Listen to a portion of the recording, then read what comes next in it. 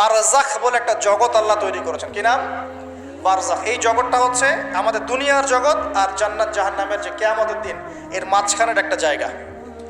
এখানে ইল্লিন আর সিজ্জিন দুটো স্তর আছে, একটা নাম ইল্লিন, একটা সিজ্জিন। এই দুনিয়ার নেককার মানুষ যারা, তাদের আত্মাগুলোকে আল্লাহ পাক এই যে ইল্লিনে নিয়ে গিয়ে রেখে দেন। আর দুনিয়াতে যারা পাপী পাপাচারী, তাদের আত্মাগুলোকে আল্লাহ পাক সিজ্জিনে রেখে দেন। এই যে কবরের যে আযাব, যে আমরা একটা কথা বলি, এটা আযাব বলে রুহের আযাব। কিসের আযাব? রুহ। দেহ তো আপনার নাই, ওখানে দেহ আছে? দেহ তো পচে গেছে, গলে গেছে। তাহলে আযাবটা কিসের? রুহের। বুঝাচ্ছি, আমি এই পড়াশোনাটা করেছি ইমাম গাজ্জালী রাহিমাহুল্লাহর বই থেকে। এত গভীর মানে লেখা, মানে ধরতে গেলেও মনে হয় যে একটা লাইন 10 বার পড়তে হচ্ছে। একটা এক্সাম্পল দিয়ে তিনি বুঝাচ্ছেন, এভাবে তিনি বলছেন এটা একটা উদাহরণ মাত্র, এটাই প্রকৃত ব্যাখ্যা না, একটা উদাহরণ মাত্র। বোঝানোর চেষ্টা করছেন তিনি এভাবে যে আমরা যখন ঘুমাই, অনেকে ভালো স্বপ্ন দেখেন না? ভালো স্বপ্ন দেখে আপনার কাছে ভালো লাগছে, খুব মজা লাগছে না? স্বপ্নের মধ্যে আপনি কি মানে ভালো ফিল করছেন? মাশাআল্লাহ, ভালো লাগছে, ঘুরছেন ফিরছেন খাচ্ছেন। যখন কোনো খুব ভালো আপনি একটা স্বপ্ন দেখেন, আপনার কিন্তু ভালো লাগে। আপনি স্বপ্নে ঘুমন্ত অবস্থাতেই আপনি স্বপ্নে বাস্তবের ফিলিংস পাচ্ছেন, এমন হয় না?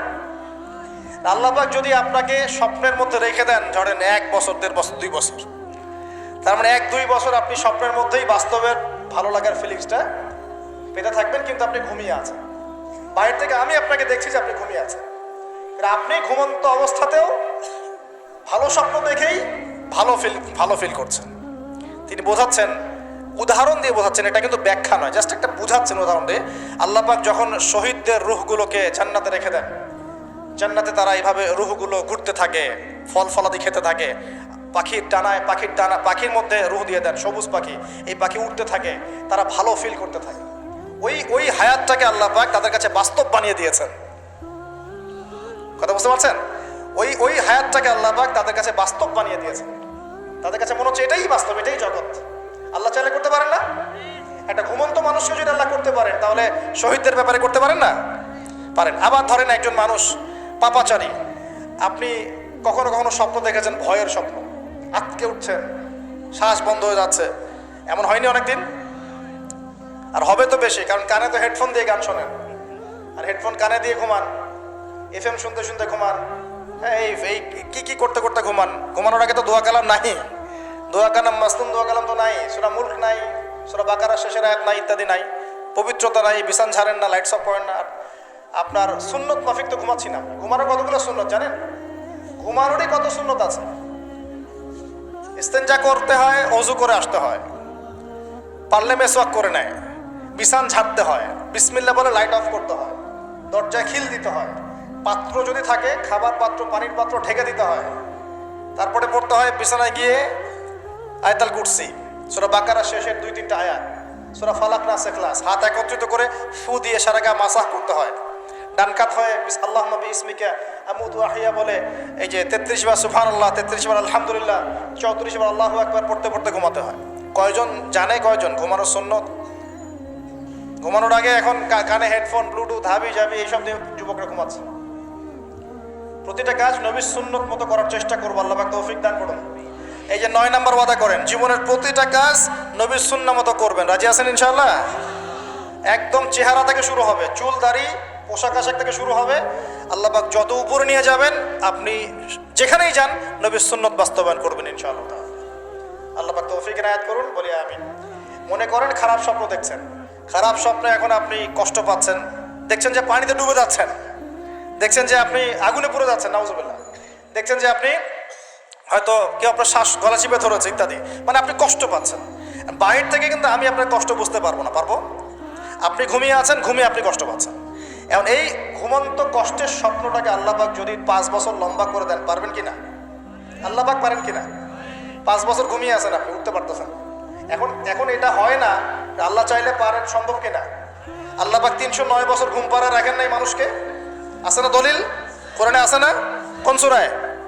এই তো মাশাআল্লাহ, মাশাআল্লাহ, সূরা কাহফে আছে না? 309 বছর আল্লাহ পাক 9 জন 10 জন ছেলেকে ঘুম পাড়া রাখছেন না? রাখছেন। তো এখন মনে করেন যে আল্লাহ পাক আপনাকে ওই কষ্টের আযাবটাকে লম্বা করে দিলেন, কষ্টের ওই স্বপ্নটাকে লম্বা করে, তাহলে আপনি কিন্তু ঘুমের মধ্যে কষ্ট ফিল করবেন। এখন কবরে যদি আল্লাহ পাক বারজাখের জীবনে সিজ্জিনে কিছু আত্মাকে রেখে আত্মাগুলোকে আযাব দেন এবং ওইটাকেই যদি তাদের কাছে বাস্তব ফিল দিয়ে দেন, তাহলে কি তার আযাব পাবে না? অনেক ব্যাখ্যা আছে যেগুলো নিয়ে আলাদা লেকচার দেওয়া লাগবে।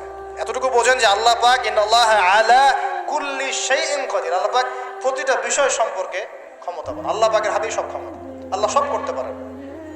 যে আল্লাহ পাক আমাকে শ্বাস নেয়ার ক্ষমতা দিচ্ছেন, নিঃশ্বাস নিচ্ছি, একটা নিঃশ্বাসের দাম কি অন্য কেউ দিতে পারবে? যে আল্লাহ পাক এনভায়রনমেন্ট বায়ুমণ্ডলের মধ্যে নাইট্রোজেন গ্যাস দিয়ে দিয়েছেন, এই গ্যাস কি কে দিয়ে অন্য কেউ দিয়েছে? যে আল্লাহ পাক শ্বাস নেয়ার জায়গা দিয়েছেন, আমাদের হার্ট পাম্প করছে, জন্মের সময় থেকে পাম্প করছে, এখন পর্যন্ত থামে নাই। একদিন 1 মিনিটের জন্য থেমে গেলেই শেষ। এটা কে চালু করে রেখেছে? যে আল্লাহ এত কিছু করতে পারেন, সেই আল্লাহর পক্ষে নবী সাল্লাল্লাহু আলাইহি ওয়াসাল্লামকে তার কাছে নিয়ে যাওয়া, এই আযাবগুলো দেখানো এমন কঠিন কিছু? এগুলো নিয়েও এখন মানুষ প্রশ্ন তোলে। তো এখানে নবীজি অনেকগুলো শাস্তি দেখেছেন, তার মধ্যে একই পাপের কারণে তিনটা শাস্তি দেখেছেন। কয়টা ভাই? এই সেই বিখ্যাত পাপের নামটাই হচ্ছে সুদ। কি নাম সেই পাপের? একবার দেখেছেন কিছু লোককে রক্তের নদীতে ফেলে দিয়ে মাথা ফাটিয়ে দেওয়া হচ্ছে। জিজ্ঞাসা করলেন এরা কারা? জিবরাইল আলাইহিস সালাম বলছেন এরা আপনার উম্মতের সেই সব ব্যক্তি যারা সুদখোর ছিল। রক্তের নদী কেন? কারণ রক্ত চুষে খাইতো তারা মানুষ। মাথা কেন ফাটাই দেওয়া হচ্ছে? কারণ এই মাথা দিয়ে বলেছিল ইন্নামাল বাইউ মিসলুর রিবা, ব্যবসা সুদ একই জিনিস। এই শয়তানি মাথা থেকে বেরোছে, এই কারণে মাথা ফাটিয়ে দেওয়া হচ্ছে। আর একটা শাস্তি দেখেছেন, তারা পাথর খাচ্ছে, পাথর, বড় বড় পাথর খাচ্ছে, পিছনের রাস্তা দিয়ে পাথর বের হয়ে যাচ্ছে। জিজ্ঞাসা করলেন কাদের কি কারণে শাস্তি দেওয়া হচ্ছে? জিবরাইল আলাইহিস সালাম বললেন এটাও সুদের কারণে। 3 নম্বরটা দেখেছেন তিনি, যে কিছু মানুষ শুয়ে আছে আর এই পেটটা, এই বাড়ি, আমাদের বাড়ি যেমন উঁচু, বাড়ির মতো উঁচু হয়ে আছে পেটটা, আর পেটের ভিতরে অজগরের মতো বড় বড় সাপ কিলবিল কিলবিল করছে।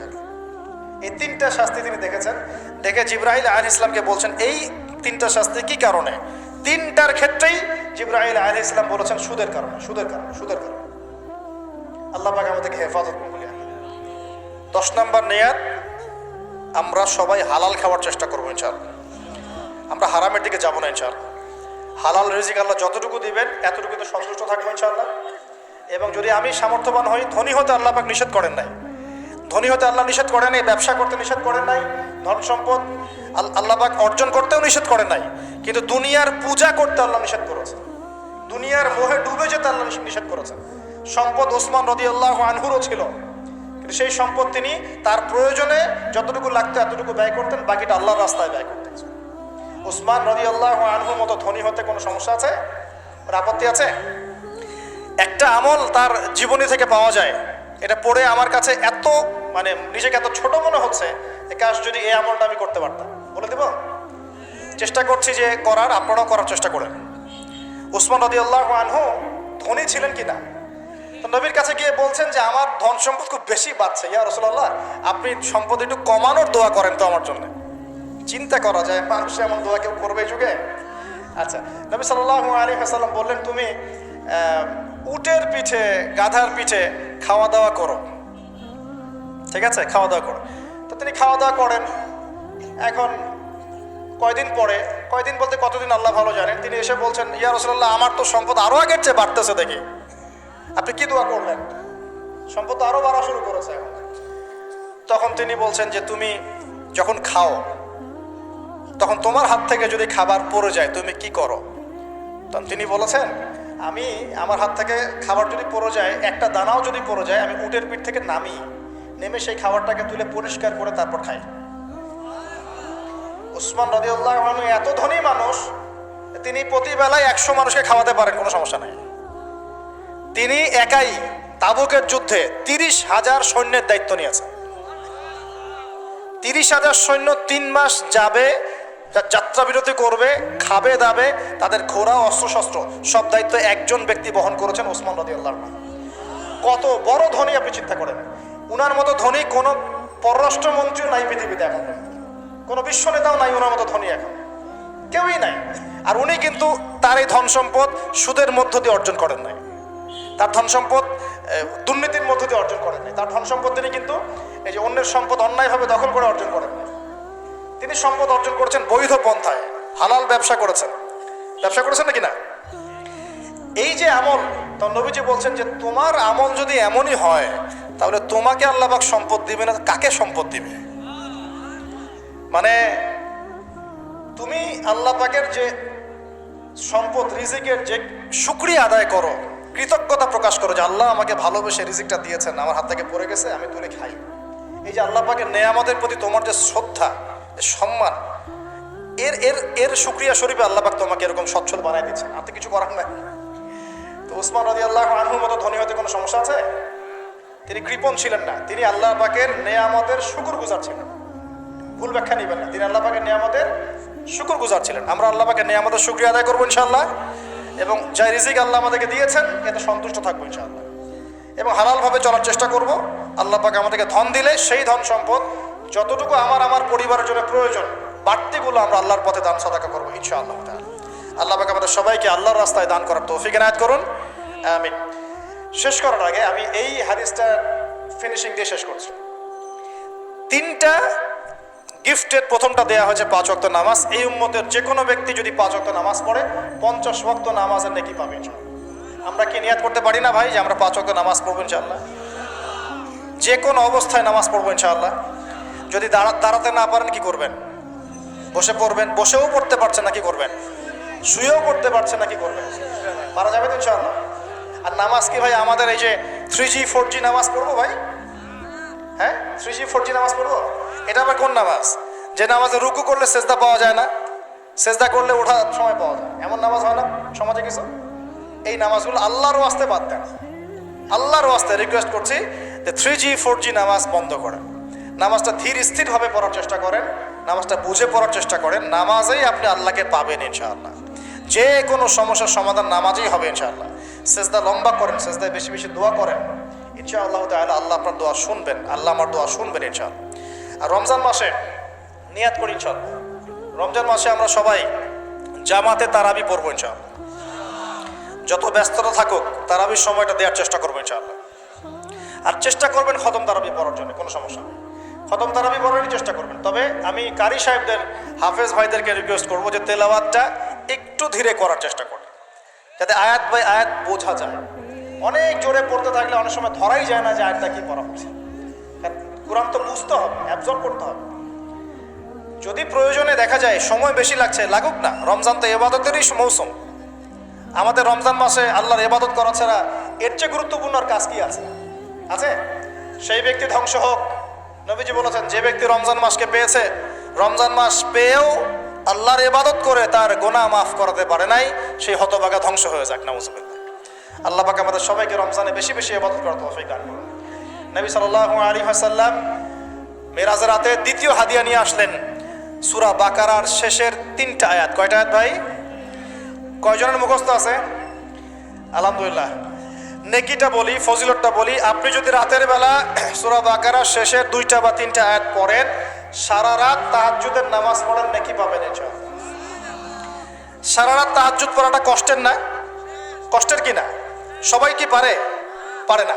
এখন শুধু যদি ঘুমানোর আগে, আপনি আজকে রাত্রে ঘুমানোর আগেই জাস্ট আপনি পড়বেন এই যে লিল্লাহি মা ফিস সামাওয়াতি ওয়া মা ফিল আরদ, এখান থেকে নিয়ে ফানসুরনা আলাল কওমিল কাফিরিন পর্যন্ত, অথবা আমানা রাসূলু বিমা উনজিলা ইলাইক, এখান থেকে নিয়ে ফানসুরনা আলাল কওমিল কাফিরিন পর্যন্ত।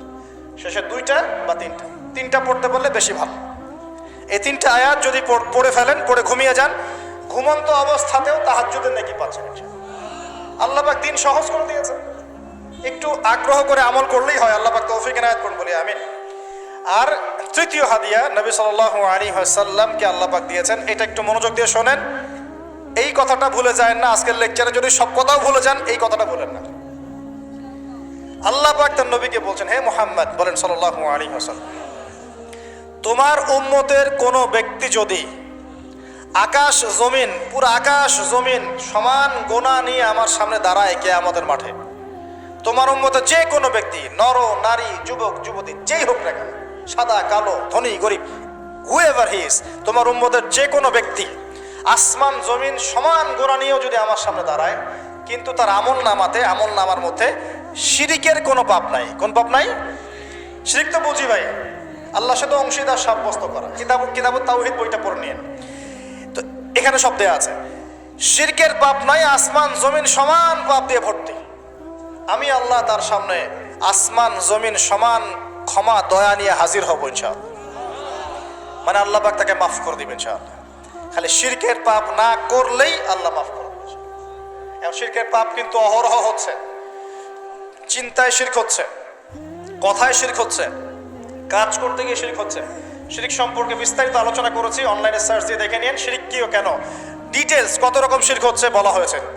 আর একটা বইয়ের নাম বলে দিলাম, কিতাবুত তাওহীদ। এই বইটা পড়লে আপনি বুঝতে পারবেন শিরক কি ও কেন, কত প্রকার কি কি, এরকম অনেক কিছু, অনেক বই বাজারে পাওয়া যায়। পড়লেই দেখবেন কত রকম শিরক আমরা এখন করছি। আল্লাহ পাক আমাদের সবাইকে শিরক মুক্ত আমল করার তৌফিক দান করুন।